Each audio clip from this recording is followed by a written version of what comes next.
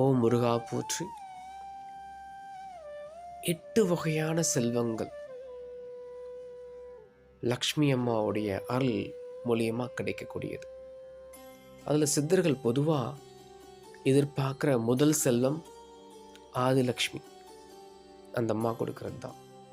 ஞானம் ஞானம் கிடைச்சாதான் மற்றவங்களுக்கு வழிகாட்ட முடியும். நீங்கள் நல்லா பார்க்கலாம், ஆன்மீக வாழ்க்கையில் இருக்கிறவங்களுக்கு சேர்ற செல்வம் மற்றவங்களுக்கு பயனாக தான் போய் முடியும். தனக்குன்னு தேவையானதை மொத்தம் எடுத்துக்கிட்டு செஞ்சுக்கிட்டே இருப்பாங்க.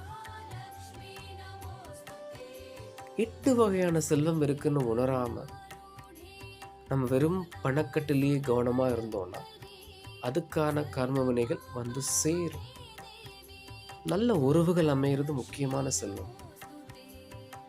நல்லா சம்பாதிச்சிருப்பாங்க, ஆனால் பிள்ளைகள் உருப்படாமலே வாழ்வாங்க.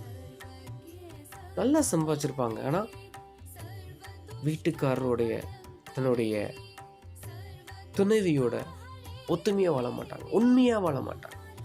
நல்லா சம்பாதிச்சிருப்பாங்க, பிள்ளைகள்லாம் வெளிநாட்டில் போய் சேர்த்துருப்பாங்க, ஆனால் நிம்மதியாக தூங்க முடியாது, சாப்பிட்ற சாப்பாடு உள்ளே போக முடியாது, மாத்திரையை முழுங்கிட்டு இருப்பாங்க.